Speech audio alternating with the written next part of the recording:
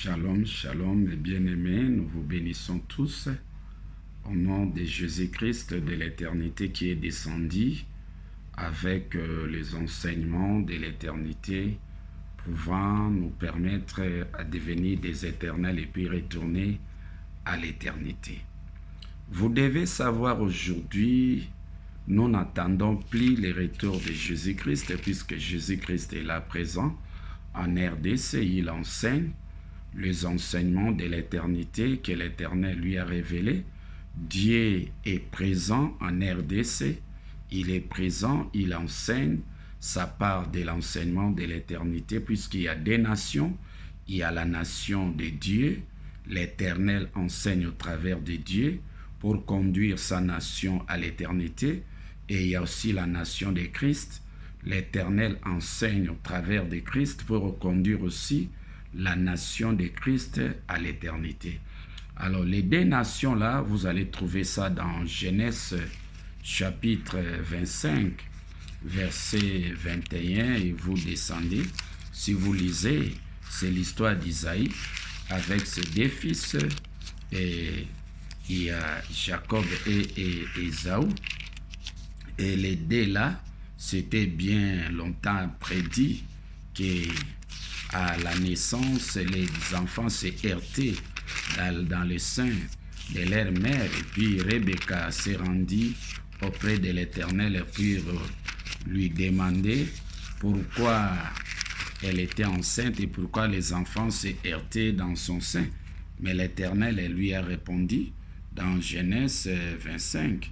L'Éternel lui dit: des nations sont dans ton ventre, et des peuples se sépareront au sortir de tes entrailles. L'un de ces peuples sera plus fort, et le plus petit sera assujetti par les plus forts. Les deux peuples ici, c'est l'image, non? Il y a Ésaü, il y a Jacob. Ésaü, c'est l'image de Christ. Jacob, c'est l'image de Dieu.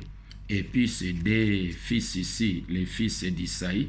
L'Isaïe là, c'est le septième, les messagers du septième âge. Dieu est un fils du septième messager. Et Jésus-Christ aussi était aussi le fils du messager du septième âge. Et pourtant, Dieu n'est pas réellement fils du messager du septième âge. Il n'est même pas, Christ aussi n'est pas fils du messager du septième âge. Christ demeure le Fils de l'Éternel, Dieu aussi demeure le Fils de l'Éternel.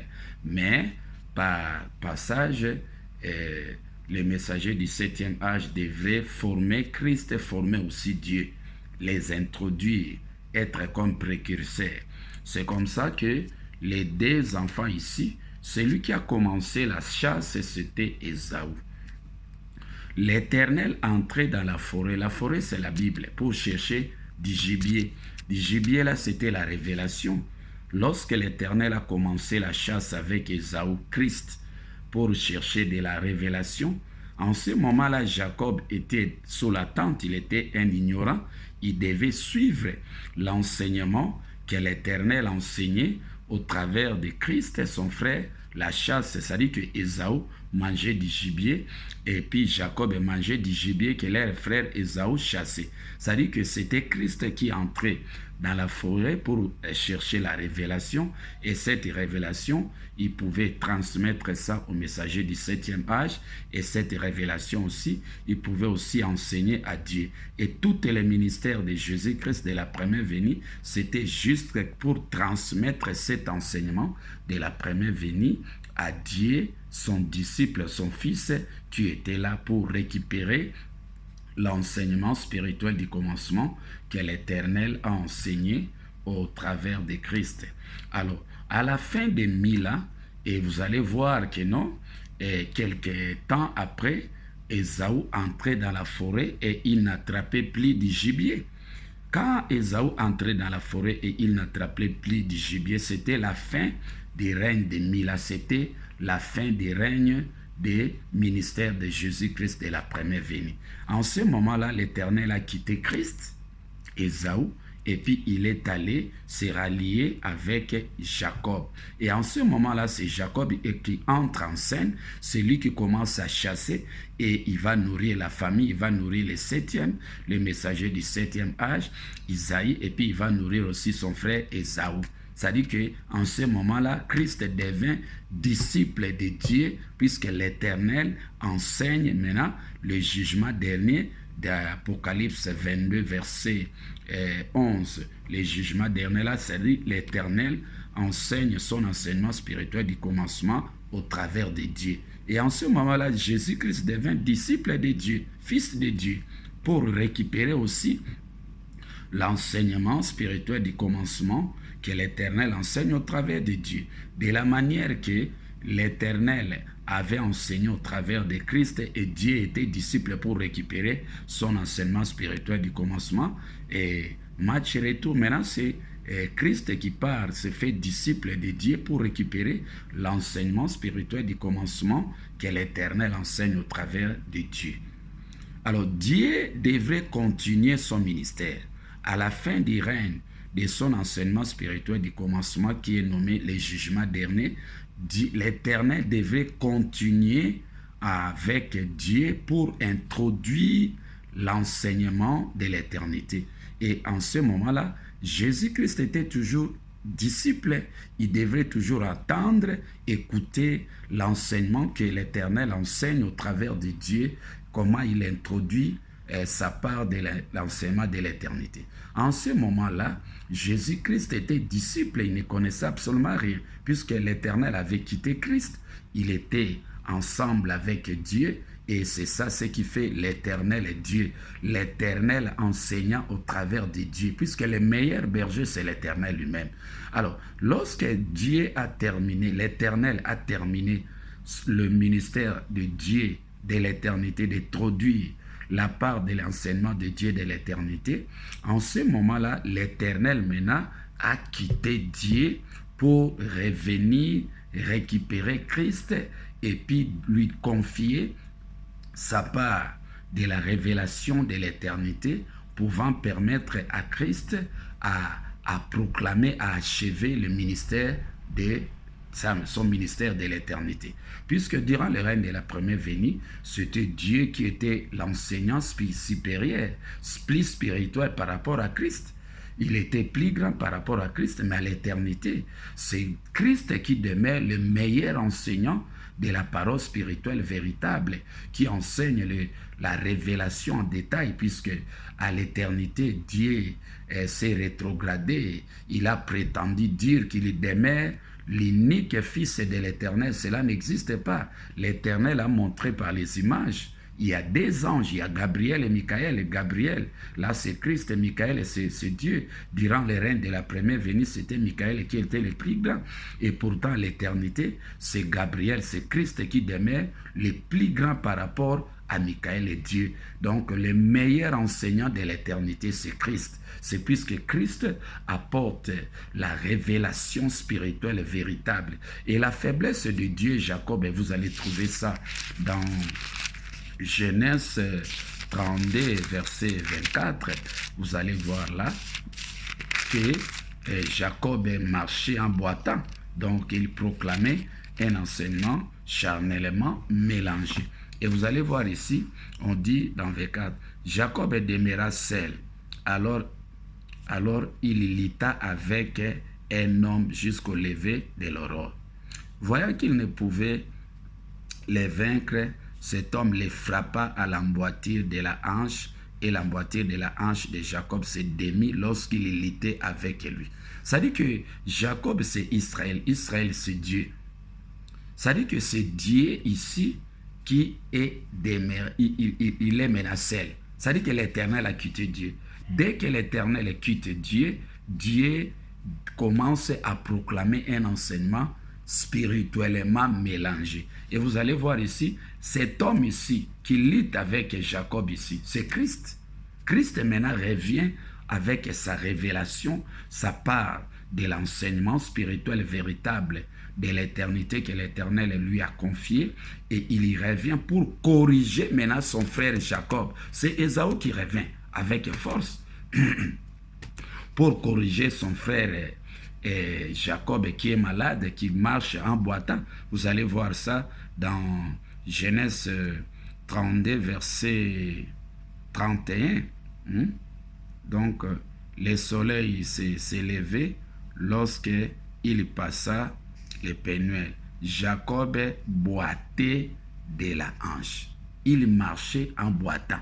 Ça dit que marcher en boitant, ça dit qu'il proclamait. Maintenant, Dieu proclame un enseignement spirituellement mélangé avec la pensée humaine. Pourquoi il mélange? C'est puis qu'il a la honte de présenter son frère Christ. Il a la honte de dire que non, ils sont en deux, puisqu'il y a deux anges, Christ et Dieu. Ce sont les anges de l'Éternel.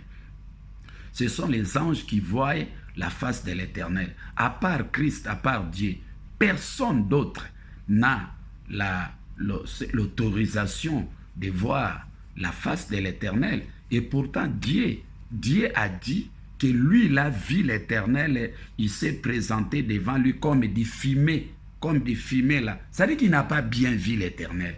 Mais moi, Christ est là, quand je vous parle, j'ai vu l'Éternel face à face. Il m'a salué et puis il s'est présenté pleinement, en plein soleil, au temple. Je l'ai vu comme il est, je peux aussi le dessiner. C'est comme ça que mon enseignement de l'éternité est différent à l'enseignement de Dieu. Puisque Dieu n'a pas réellement vu l'éternel, il a vu comme une fumée. Ça dit que son enseignement aussi est flou, parce qu'il n'a pas bien vu l'éternel.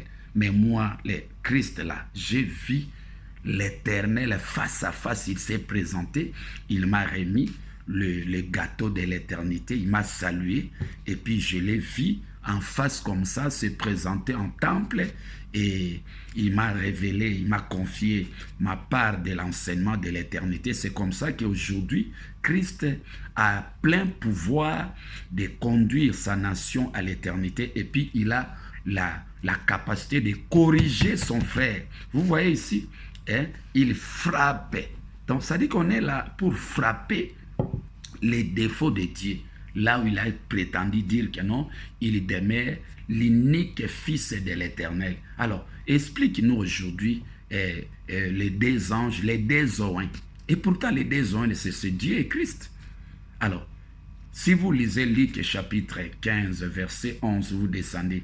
Le premier fils était là avec le frère, mais Jésus-Christ, en retournant vers son Père, l'Éternel. Donc, le frère là qui était à côté, il a attendu la musique. La musique là, il s'est dit, c'est quoi encore? Mais c'est ton frère qui était mort. Il est revenu à la fille. Là, le frère là, c'était Jésus-Christ. Mais Dieu a dit, on était en dé avec mon frère. Mon frère est mort en chemin.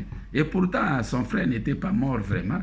Il était là, resté là, parce que à l'éternité, l'Éternel devait introduire l'éternité avec Dieu et puis Jésus-Christ, il devait les récupérer après. Et aujourd'hui, Jésus-Christ est venu avec la musique de l'éternité et il joue. La musique, là, c'est l'enseignement de l'éternité. C'est comme ça que Dieu s'est demandé, mais c'est quoi encore? Mais c'est la musique de ton frère. C'est la part de son message de l'éternité. Et aujourd'hui, la porte de l'éternité est ouverte pour tous les élus que l'Éternel a mis à la disposition de Christ. Et c'est comme ça qu'on est venu avec la révélation spirituelle véritable de l'éternité, pouvant vous permettre à retourner à l'éternité. Dieu n'a pas la responsabilité de conduire les élus que l'Éternel a mis à la disposition de Christ à l'éternité. Non. Christ non plus n'a pas cette responsabilité de conduire les élus que l'Éternel a mis à la disposition de Dieu à l'éternité. Non, chacun a la responsabilité de conduire sa nation à l'éternité. C'est comme ça, deux peuples se sépareront. C'était bien longtemps écrit dans Genèse 25, 22. Aujourd'hui, la nation de Christ, la nation de Dieu. Peuple de Christ, peuple de Dieu. Dieu conduit son peuple à l'éternité. Christ aussi conduit son peuple à l'éternité. Dieu conduit sa nation à l'éternité. Christ aussi a le devoir de conduire sa nation aujourd'hui à l'éternité. Mais avec le mélange, Dieu sera incapable pour conduire sa nation à l'éternité. C'est comme ça que l'Éternel, au travers de Christ, est présent là, je vous enseigne, et on est là pour corriger mon frère Dieu, les ramener dans l'enseignement spirituel véritable pour qu'il soit en mesure de conduire sa nation à lui, à l'éternité. Puisqu'aujourd'hui, Dieu est malade et il ne veut pas accepter qu'il est malade, c'est comme ça qu'on les convainc, on les ramène dans les droits chemins pour qu'il soit en mesure de conduire sa nation à l'éternité. Nous vous invitons à amasser les enseignements de l'éternité. C'est Christ manifesté à Antoine Lobola, et j'enseigne les enseignements de l'éternité. Cette chaîne ici, l'Éternel TV, c'est la chaîne de l'Éternel enseignant les enseignements de l'éternité au travers de Christ. Votre humble pasteur, on est là et pour les enseignements de l'éternité. Si vous négligez les enseignements de l'éternité que l'Éternel vous enseigne au travers de Christ qui est là présent, Antoine Lobola, sachez-le, mes bien-aimés, que la porte de l'éternité sera fermée pour vous. Puisque aujourd'hui, la nation de Christ, c'est l'assemblée des derniers nés. Celui qui a introduit l'éternité, c'est Dieu. Lui, son assemblée, c'est l'assemblée des premiers nés de l'éternité. Et pourtant, l'assemblée des derniers nés de l'éternité, c'est l'assemblée de Christ.